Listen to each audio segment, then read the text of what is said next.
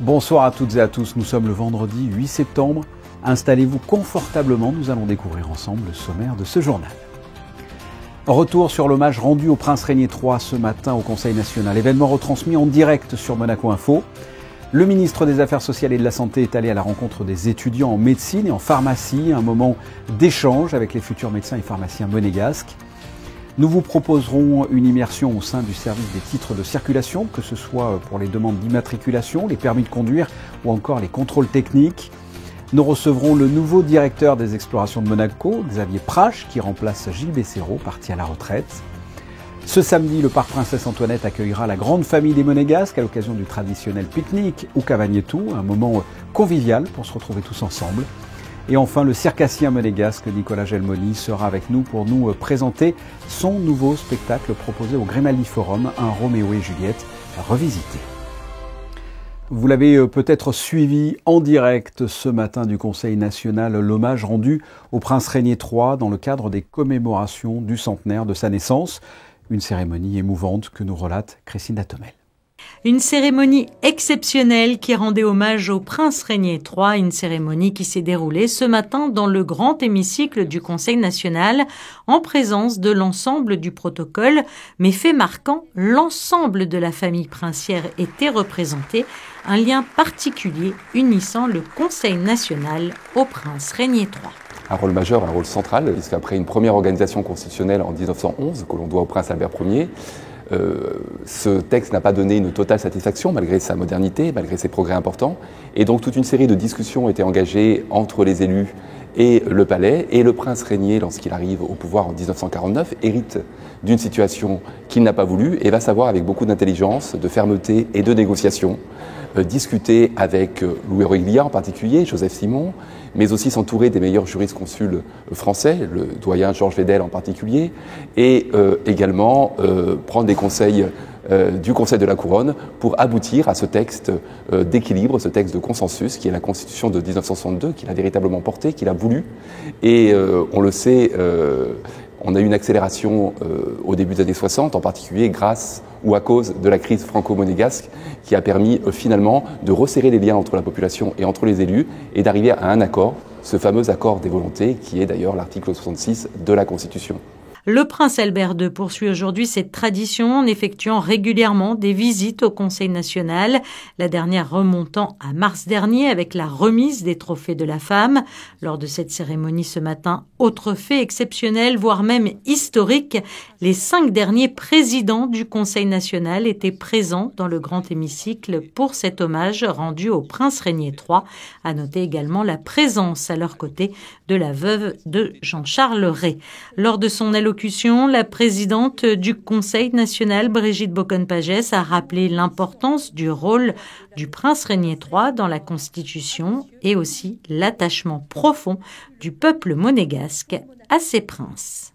Le prince Régnier III a voulu protéger la population au travers de la première révision en 1962, également la deuxième en 2002. Il a voulu la protéger en écoutant la vie des Monégasques, les inquiétudes des Monégasques. Il a été nommé avec le terme vicissitude dans mon discours, et effectivement, qui a été prononcé par un ancien président du Conseil national. Et je pense que le souverain, le prince, notre regretté prince Régnier III, a été vraiment protecteur de sa population, de la famille souveraine également, pour justement engranger une nouvelle histoire dans l'accord des volontés, qui nous régisse encore d'ailleurs aujourd'hui dans ce que nous vivons au quotidien par l'échange avec le gouvernement. Une matinée qui fut marquée également par un moment commémoratif avec l'émission du timbre premier jour. La famille princière, les membres du comité des commémorations du prince Régnier III et les anciens présidents du Conseil national ont ensuite clôturé cette visite au Conseil national en inaugurant dans l'intimité le salon Régnier III et l'exposition L'accord des volontés, une exposition qui retrace un parcours dans l'histoire de la Constitution. Ouverte tous les jours de 10h à 18h, cette exposition se tiendra jusqu'au 29 décembre sous la verrière du Conseil national. Son entrée est libre et gratuite. Le ministre des Affaires sociales et de la Santé a été à la rencontre des étudiants en médecine et en pharmacie ce jeudi soir, à l'occasion de sensibiliser aux spécialités médicales et pharmaceutiques qui sont et seront porteuses ces prochaines années à Monaco. Les explications de Vanessa Dessy sur des images d'Olivier Bonello. C'est un rendez-vous annuel avec les étudiants et internes en médecine et pharmacie. L'objectif étant de les sensibiliser sur les spécialités médicales et pharmaceutiques qui sont et seront porteuses ces prochaines années en principauté. Vous le savez, aujourd'hui, c'est un mystère pour personne. Ce sont des professions dont on manque. Et je suis toujours très satisfait de voir que de nombreuses vocations au sein de nos jeunes voient le jour et qu'on puisse, par ces vocations, essayer d'assurer une relève et venir compléter l'offre de soins en principauté. Alors évidemment, c'est un projet à moyen terme. Moi, en tant que médecin, c'est toujours une satisfaction de voir qu'aujourd'hui encore, ces professions suscitent des vocations. Le conseiller de gouvernement a ainsi dialogué en présentiel et en virtuel afin d'éclairer les étudiants sur l'offre de soins actuelle en principauté et sur ses futurs besoins. Ça nous permet d'avoir une perspective sur ce qu'il y aura dans les futures années dans la principauté. C'est vrai qu'on ne sait pas trop de quelle spécialité il manquera en ville, à l'hôpital, donc ça permet de savoir aussi vers quoi on peut s'orienter. En plus, on rencontre nos futurs collègues. Puis en principauté, il y a beaucoup de demandes pour des médecins, donc on sait qu'il y aura toujours du travail pour nous. De plus, à la rentrée 2023, les épreuves classantes nationales seront remplacées par les épreuves dématérialisées dans le cadre de la réforme du deuxième cycle d'études médicales afin d'aider au mieux les étudiants dans leur travail de préparation. Moi, j'ai fait l'entre-deux. Donc, je viens de passer l'internat. J'ai commencé avec les nouvelles modalités, donc maintenant les QCM ont changé, etc. Mais c'est vrai que c'est Benjamin qui va vraiment vivre la réforme, qui a vécu la réforme de la première année et qui va vivre la réforme du concours des ECN, qui est maintenant les EDN. C'est dans 3 ans, donc j'ai encore un peu de temps, mais c'est vrai que ça a l'air une réforme assez complexe.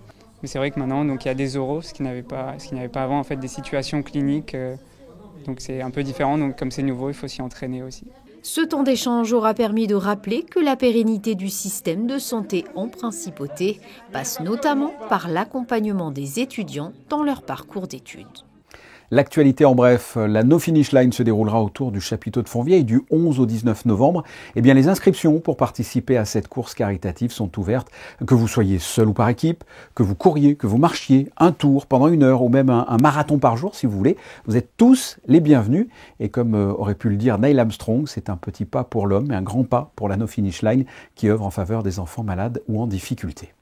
Et dans le domaine musical, la mairie va de nouveau organiser ses apéros-concerts à l'espace Léo Ferré après presque 4 années d'absence. Prochaine date pour ces soirées festives et conviviales, le samedi 23 septembre dès 19h avec les groupes Dedicate, Rabata Roca et Blabla. L'accès sera libre et gratuit. Coup de projecteur aujourd'hui sur le service des titres de circulation de la Principauté. Quelles sont ses missions? Quid de la rénovation des locaux effectués il y a 1 an? Le reportage de Frédéric Hélion et Thomas Deus.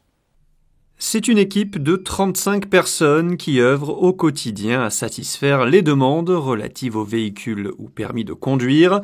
Le service des titres de circulation basé à Fontvieille accueille en moyenne 150 usagers par jour. 50 000 démarches par an aboutissent à la délivrance d'un document. On va avoir des demandes d'immatriculation de véhicules, bien sûr. Et puis, on va suivre ensuite toute la vie du véhicule, que ce soit lors de la campagne de renouvellement des estampilles, qui, pour cette année, commencera bientôt au 1er octobre dans les prochaines semaines. Et puis, on va également contrôler les véhicules lors des différentes visites techniques, puisque le centre de contrôle technique des véhicules dépend également du service. On va avoir une deuxième partie qui va être consacrée au permis de conduire, avec toute une équipe d'inspecteurs des permis de conduire et de la sécurité routière, qui vont vérifier que les enseignements dispensés par les écoles de conduite ont bien été acquis lors des différents examens. Le service des titres de circulation accompagne aussi les professionnels et délivre aux transporteurs de personnes ou de marchandises des autorisations pour exercer leur métier en principauté. Présent depuis plus de 20 ans au sein du service, Manuel a été le témoin des nombreuses évolutions et notamment de la restructuration des locaux effectuée il y a 1 an. La révolution dans ce service a été premièrement donc l'arrivée de Madame Perry, il y a maintenant 7 ans de ça, où justement elle a tout imaginé, à savoir amplifié donc les locaux. Lorsque je suis arrivé ici en l'an 2000, vous aviez dans ce passé un service qui était beaucoup plus petit, dans lequel vous aviez à l'époque un comptoir qui divisait ce service entre les administrés d'un côté et les clients de l'autre. Il y avait énormément de bruit, beaucoup de stress également, aucune confidentialité, ce qui aujourd'hui n'a plus rien à voir. En plus de la rénovation des locaux, une extension de 200 mètres carrés a été effectuée. Des bureaux individuels ont été aménagés, fini l'open space, l'espace de réception des usagers, reçu uniquement sur rendez-vous, est plus calme et confidentiel. Une fois votre demande déposée, 3 jours de traitement sont nécessaires afin de procéder à la vérification des données, puis à l'impression et la numérisation des titres avant la restitution à l'accueil. Vous en savez désormais plus sur ce service de l'administration. Une page se tourne à la Société des Explorations de Monaco avec le départ à la retraite de Gilles Besséraud. Xavier Prache, auparavant commissaire des armées en France, vient de lui succéder au poste de directeur. Les Explorations de Monaco sont une plateforme au service de l'engagement du prince Albert II en matière de connaissances, de gestion durable et de protection de l'océan. Nous recevons ce soir le nouveau directeur des Explorations de Monaco. Xavier Prache, bonsoir. Bonsoir. Je viens de le dire, vous prenez la tête de la Société des Explorations de Monaco. Quelle est votre réaction, tout simplement ? C'est un mélange de grande fierté de prendre la tête de la direction des Explorations de Monaco, de la fierté et aussi la conscience d'avoir un gros poids qui s'abat sur mes épaules. Les enjeux sont très importants, vous le savez, la protection des océans est un enjeu partagé par tous. Mais je connais les responsabilités l'extraordinaire potentiel des Explorations de Monaco qui s'appuie sur de nombreux partenaires monégasques. Voilà, je suis prêt. Vous êtes prêt ? Pour rappel, qu'est-ce que les Explorations de Monaco ? À quoi sert un organisme comme celui-là pour faire avancer, le schmilblick de l'environnement ? Les Explorations de Monaco constituent en fait la cheville ouvrière, on peut dire, de l'Institut océanographique, dont je vous l'ai dit, en partenariat avec de nombreux partenaires monégasques. L'objectif est de mener à la fois des explorations de manière très concrète sur l'ensemble des océans. L'année dernière en océan Indien, dans quelques années on a une idée d'aller du côté de la mer de Corail. Donc mener des explorations pour essayer de mettre en pratique ce que le prince Albert Ier n'arrêtait pas de dire, n'arrêtait pas de scander, qui est faire connaître, aimer et protéger l'océan. Quelles seront vos missions, votre rôle ? Alors moi j'ai plusieurs rôles. Le rôle d'abord c'est d'animer la petite équipe des Explorations de Monaco et d'arriver à monter ces explorations. C'est un rôle d'organisateur en fait, mais aussi de fédérateur pour faire fédérer l'ensemble des différents intervenants sur tel ou tel sujet pour les faire travailler ensemble. Partir ensemble aussi, puisque l'année dernière l'Exploration de Monaco a monté une expédition de plus de 2 mois et demi à bord du lac Goulas en océan Indien, et donc faire vivre ce groupe pour que, in fine, on puisse arriver à des résultats très concrets dans le domaine de la médiation, de la coopération gouvernementale, et tout ça pour faire avancer également les mentalités sur la protection de l'océan. Vous êtes un militaire français, notamment dans la marine. Qu'est-ce qu'un militaire comme vous peut apporter aux Explorations de Monaco ? De la rigueur peut-être ? Qu'est-ce que vous pouvez apporter ? Avant tout, l'amour de l'océan. Je pense que moi, depuis 33 ans que j'exerçais ce métier de militaire et marin au sein de l'institution militaire, la mer a toujours constitué un axe durant toute ma carrière. Après, ce sont des qualités mais qu'on retrouve partout ailleurs, de la rigueur, de l'organisation et puis du management d'équipe. Mais ça, je veux dire, il n'y a pas que les militaires qui sont capables de développer de telles compétences. Quelles seront les prochaines missions des Explorations de Monaco ? Les Explorations de Monaco seront présentes dès 2024 à la conférence des Nations Unies, ce qu'on appelle la conférence de la 2e décennie de l'océan à Barcelone. Cette conférence sera en fait le lancement de ce qu'on appelle la mission Méditerranée, qui s'inscrit dans un programme plus large du programme Méditerranée développé par l'Institut océanographique et qui consistera en fait à partir de cet épisode à Barcelone d'une série d'escales. Celle qui suivra sera à Athènes, sans doute au printemps 2024, et qui consistera en fait à chacune de ces escales d'organiser et de valoriser un certain nombre d'actions portées par la principauté qui seront associées par un déplacement du prince souverain et également par la mise en œuvre d'un certain nombre d'actions comme un programme scientifique, comme une exposition itinérante, des échanges, un dialogue. Puisque chacune de ces escales sera notamment accompagnée par la présence d'un navire qui sera spécifiquement choisi pour telle ou telle escale, un navire sur lequel on sera en mesure de mener un programme scientifique qui sera léger, bien entendu, puisque les infrastructures du navire ne seront pas forcément extrêmement techniques, mais en tout cas permettront de mener telle ou telle opération scientifique et qui permettra d'effectuer un zoom sur ce qui est le point focal de cette mission Méditerranée, que sont les aires marines protégées. Xavier Prache, merci et bienvenue dans cette institution que sont les explorations de Monaco. Je vous remercie. Au revoir. C'est un moment attendu par les Monégasques, l'occasion de se retrouver dans un contexte convivial. Après plusieurs mois d'organisation et 3 semaines de préparation intensive, le parc Princesse Antoinette s'apprête à accueillir ce samedi soir le traditionnel pique-nique des Monégasques. Dernier préparatif et nouveauté, Anaïs Riu était sur place avant le début des hostilités. Il marque la fin de l'été et la rentrée en principauté. L'incontournable pique-nique ou Cavagnitou se prépare pour accueillir les Monégasques comme chaque année depuis plusieurs générations. À la veille de cette grande date festive et conviviale, chaque détail compte dans le parc Princesse Antoinette. Plusieurs services sont concernés donc, pour cet événement, donc, notamment l'équipe des jardiniers, donc de la cellule animation.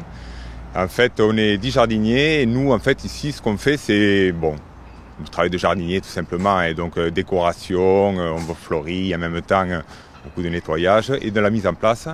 Et ensuite on a aussi le service des STC qui eux font toute la mise en place de tout ce qui est table, donc parasol et chaises. Alors à savoir qu'ici ils ont amené quand même près de 700 chaises, plus 200 tables, donc ce qui fait quand même pas mal de travail pour eux aussi. Chaque année on s'attelle à préparer le repas du pique-nique pour la table princière. On s'y prévoit à peu près 2 jours avant le jour J.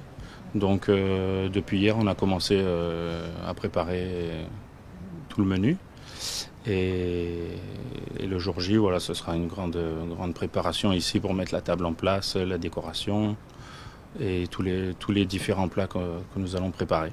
Cette année, plusieurs nouveautés sont à retrouver. Le périmètre des festivités a été agrandi. Des buffets en plus serviront les convives et enfin, une nouvelle spécialité culinaire sera proposée. Et cette année, on a ouvert une nouvelle planche qui est donc au-dessus du terrain multisport, qui va pouvoir accueillir un grand nombre d'invités. On aura un bar et un coin barbecue pour les accueillir. On a un stand de beignets de poissons qui est fabriqué par l'équipe communale de la ville de Dolcia, Donc ça s'appelle des fraîcheuils di bacala. Et donc ils seront présents sur le parc pour cette soirée. La famille princière fera également l'honneur de sa présence dès la messe en plein air à 18h, qui lancera le début de cette soirée tant attendue. Ce samedi donc au parc Princesse Antoinette. Le pique-nique des Monégasques, une tradition particulièrement appréciée. Quelles sont vos traditions monégasques préférées ? Eh bien, Émilie Flamin vous a posé la question et voici les réponses. Le 19 novembre, la fête du prince, bien sûr. Et qu'est-ce qui vous plaît dans cette fête ? L'histoire de Monaco, le prince représente l'histoire de Monaco, donc c'est normal qu'on fête sa fête le 19 novembre. De Monégasque, c'est au mois de novembre, le 19 novembre. C'est la fête nationale rien que d'ici. Il y a une certaine joie, il y a les manèges pour les enfants sur le quai, tout ça, il y a tous les drapeaux, c'est pavoisé. Ils font la place du palais, il y a des fêtes, des animations. Les barbajois, c'est culinaire, c'est les barbajois qui sont faits en Monaco. Parce que ça me plaît, ce qu'il y a à l'intérieur me plaît. Le barbagion, qui n'est pas une fête traditionnelle à proprement parler, mais qui est quand même dans toutes les assiettes les grands jours en principauté. Et on aurait pu citer également dans les grandes fêtes du pays, Sainte-Dévote le 27 janvier. Le Grimaldi Forum vous propose un show spectaculaire et acrobatique les samedis 16 et dimanche 17 septembre. Duel Reality, un Roméo et Juliette revisité. Et nous recevons le monégasque circassien et directeur artistique de ce nouveau show, Nicolas Gelmoni. Bonsoir. Bonsoir. Après Bohémia et Delirius, vous nous proposez un 3e spectacle consacré cette fois à Roméo et Juliette. Expliquez-nous ça. C'est ça, exactement. Donc, c'est la 3e année consécutive. Maintenant, on emmène un nouveau spectacle au Grimaldi Forum. Donc, cette année, un petit peu un concept différent. On n'a pas la Spiegel Tent. On s'installe pas sur l'esplanade comme les 2 dernières années, mais on s'installe dans la salle des Princes. Donc, un nouveau challenge. Très, très grande salle, très belle salle et un spectacle de cirque contemporain. Donc, un peu moins cabaret que les 2 dernières années. Un spectacle tout public. Qui raconte à travers des prouesses techniques, on va dire, l'histoire de Roméo et Juliette, effectivement. Qu'est-ce que l'on va pouvoir découvrir concrètement sur la scène de la salle des Princes, là au Grimaldi Forum? Alors là, c'est un spectacle de la compagnie québécoise Les 7 Doigts de la Main. C'est une très très grosse compagnie canadienne avec qui je travaille depuis plusieurs années. Et c'est un spectacle qu'on a créé à la base pour les bateaux de croisière de Richard Branson et leur compagnie Virgin Voyage. Et là, en fait, les spectacles ont lieu encore sur les bateaux et on commence une tournée européenne et nord-américaine avec ce spectacle dans les théâtres. Donc, Dual Reality, c'est vraiment 10 artistes sur scène, 10 artistes exceptionnels. Vraiment, c'est des belles disciplines et c'est 2 équipes qui s'affrontent, en fait, les rouges, les bleus. Et c'est vraiment, on veut créer quelque chose d'immersif aussi pour le public. Donc, le public va être séparé en 2, le côté rouge, le côté bleu. Et on veut vraiment que le public rentre comme dans l'expérience de Dual Reality et qu'ils puissent s'impliquer avec leurs équipes. Ils veulent voir leur équipe gagner et voir qui arrive vainqueur à l'issue de ce beau spectacle. Voilà. Oui, j'ai regardé le teaser. J'ai trouvé ça assez moderne, je me trompe? Non, pas du tout. Effectivement, c'est vraiment du cirque contemporain, donc c'est quelque chose de plus moderne. On essaie de raconter une histoire à travers l'acrobatie, la danse, le théâtre, le chant. C'est vraiment, on s'éloigne du cirque traditionnel et on fait quelque chose de beaucoup plus contemporain, effectivement. Et cette année, ce sera en lien avec le centenaire de la naissance du prince Régnier III et la Journée internationale des droits de l'enfant, hein. Effectivement. Donc voilà, pour la 3e année, on voulait comme pouvoir rendre aussi à la principauté quelque chose. Et de s'allier et de se créer un partenariat avec la Journée des droits de l'enfant, c'était important aussi pour nous. Donc on va pouvoir donner des bénéfices, je l'espère, avec la direction de l'Éducation nationale de la jeunesse et des sports pour le préventorium Régnier III à Madagascar. Et aussi on a un package VIP où là les bénéfices de ces billets-là iront directement à la Journée internationale des droits de l'enfant. Vous en êtes à votre 3e show que vous présentez à Monaco. Parlez-nous de la complexité d'organiser des spectacles de cirque et d'acrobatie comme ça. C'est pas facile. Produire dans les arts vivants de nos jours, c'est toujours un challenge, mais je pense que c'est important et ça me tient à cœur de pouvoir au moins une fois par an emmener un spectacle, que ce soit voilà le concept comme les 2 dernières années en Spiegel Tent et une version plus cabaret, ou maintenant voilà pour essayer cette 3e année un spectacle en théâtre.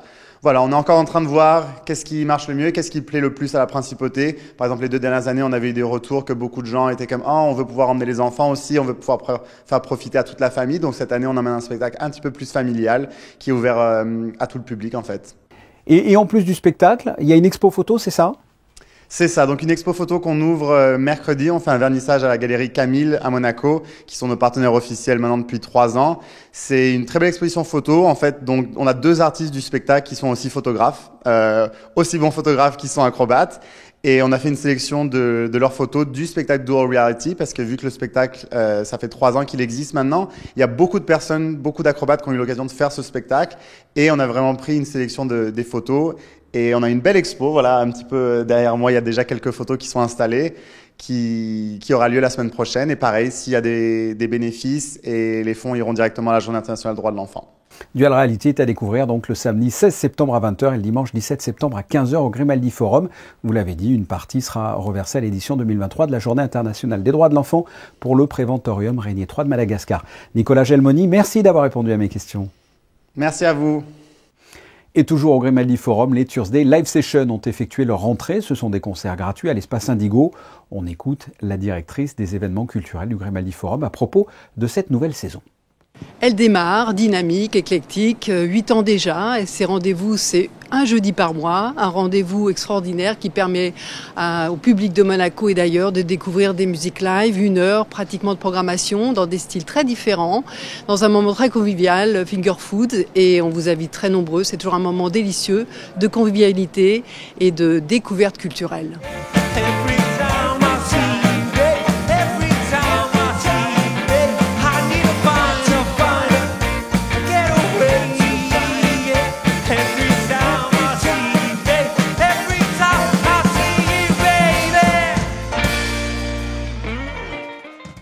Toujours dans le domaine culturel, l'espace 22, situé boulevard d'Italie, propose une exposition collective, La Donna, qui est un nouveau regard sur la femme, où 12 artistes expriment leur propre vision de la féminité. C'est une exposition organisée par l'ACFA, c'est à découvrir jusqu'au 12 septembre. Vous voyez là sur ces images un des 12 artistes lors de son vernissage en pleine performance, Eric Raffi. Nous recevions il y a quelques jours le pirate blanc pour l'opération Les Voiles Blanches, Betty Masque. Parti depuis Cassis, le voilier a fait escale dans plusieurs ports, dont celui de Monaco aujourd'hui, pour venir récupérer les jouets déposés au profit des enfants hospitalisés à l'hôpital Lanval. La mairie de Monaco était associée à cette opération, comme vous le voyez sur ces images. Passons à la météo avec vous, Vanessa Dessy. Qu'est-ce que vous allez nous proposer pour ce début de week-end ? Bonsoir Fabien, bonsoir à tous. Un ciel bleu au programme, le temps restera très agréable durant la journée. Les températures oscilleront de 23 à 29 degrés. Le soleil se lèvera à 7h et se couchera à 19h54 et nous fêterons les Alains. Alain de la Roche, qui est un saint breton du XVe siècle. C'est la fin de ce journal. On se quitte comme d'habitude en photo, celle de Stéphane Dana, consacrée au tournoi de tennis de l'Ascot Club dans l'enceinte du Monte Carlo Country Club. Un tournoi qui a débuté jeudi et qui s'achèvera ce samedi. On se retrouve justement samedi à 19h. Et oui, l'actualité sur Monaco Info, c'est 7 jours sur 7, que ce soit sur vos téléviseurs ou sur vos appareils numériques. Je vous souhaite de passer une excellente soirée. Au revoir.